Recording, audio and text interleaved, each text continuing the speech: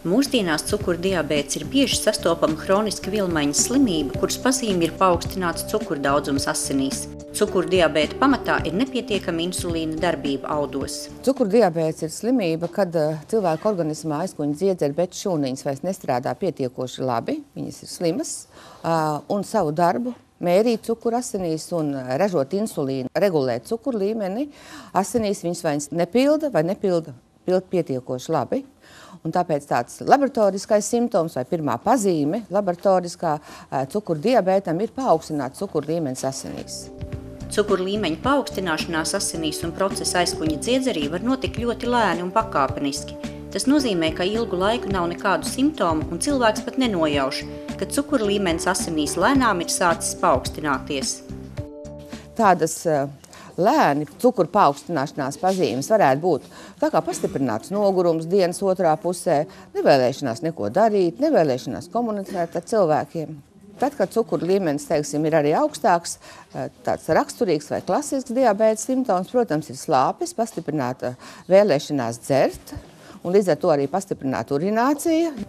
Cukurdiabētam ir vairāki tipi, bet viņus vieno tas, ka cukuru vilmaņa nenotiek pilnīgi un cukuru līmenis asinīs ir paaugstināts. Savukārt iemesls, kāpēc cukuru regulācija nenotiek un cukuru līmenis asinīs ir augsts, šīm grupām atšķiras.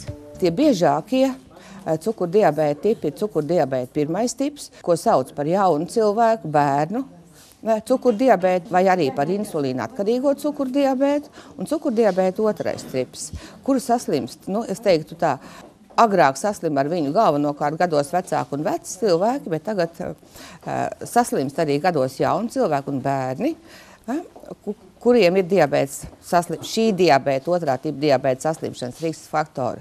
Un tā galvenā atšķirība ir tāda, ka pirmā tipa diabēta gadījumā šīs beta-šūniņas, kas ražo insulīnu un kontrolē arī cukuru līmeni asinīs, lai zinātu, cik insulīns cilvēkam ir vajadzīgs, slimības rezultātā ir aizgājuši bojā, un viņiem šo šūniņu nav vai gandrīz nav. Un tāpēc pie šīs slimības no pašas saslimšanas un diagnostikas brīža ir jāievada insulīns. Otrā tipa diabēta gadījumā insulīna ražošana aizkuņa dziedzerī ir traucēta un insulīns nedarbojas pietiekoši efektīgi. Otrā tipa diabētu parasti konstatē pēc 40 gadu vecuma. Latvijā ir novēlota otrā tipa cukurdiabēta atklāšana, jo diabēts daudzus gadus noris bez simptomiem, nav nekādu izteiktu pazīmju un lielo sagurumu cilvēki izskaidro ar stresu vai pārslodzi, tāpēc negriežas pie ārsta. Šis ir tas diabēta tips, kurš patiesībā ir tuvu pie 90% no visiem diabēta pacientiem. Aicināt visus cilvēkus pēc 40 gadiem, cilvēkus, kuriem ir liekas svars, vismaz reizi gadā tomēr griezties pie savu ģimenes ārsta un profilaktiski noteikt savu cukuru līmeni asinīs. Pēc Latvijas cukurdiabēta slimnieku reģistra datiem mums pagājušā gada nogalē Latvijā bija reģistrēti apzināti apmēram 80 000 cilvēku ar cukurdiabētu. Lai palīdzētu cilvēkiem, kas slimo ar cukurdiabētu, Latvijas Diabēta federācija aicina savā pulkā ikvienu, kas dzīvo vai vēlas dzīvot ar atziņu diabēts nav slimība, bet dzīvesveids. Ikviens, kas gatavs dalīties ar savu diabēta pieredzi un iegūt jaunas ierosmes, Diabēta biedrībā atradīs atbalstu un izpratni.